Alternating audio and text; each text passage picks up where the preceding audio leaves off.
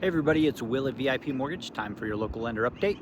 Last week we saw some good improvement in the bond market and then we lost it all. So market's not much different than it was this time last week. Today we're seeing a little bit more recovery. We'll see if that holds.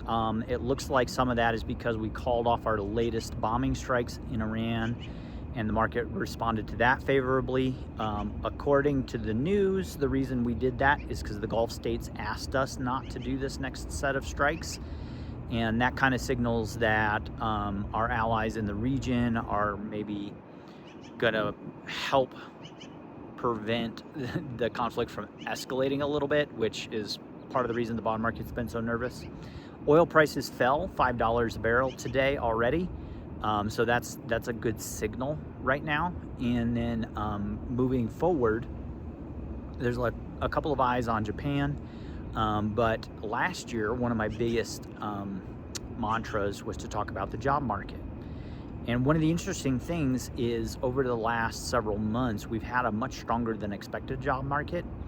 And this week is going to be really important to see if that trend is going to continue. Jobs being strong right now is actually causing upward pressure on interest rates, because if job market is strong, that leads to better incomes, that leads to possibility of more spending.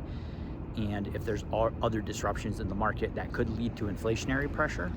So this week we're expecting jobs to come in weaker than expected.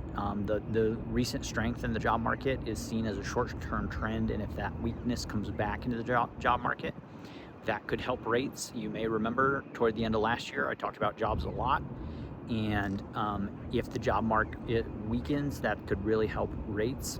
I'm not rooting for anybody to have a tough time getting a job or keeping a job, but in the interest rate conversation, it's a significant factor. So if that does come in weaker than expected, the experts are expecting the unemployment rate to tick up slightly when that report comes out. That may give us a little bit of relief, and if things can stay on the calmer side in Iran, we may be able to see some of those improvements we saw last week return as we go through the week. If there's anything I can do for you, give me a call, 719-232-7553.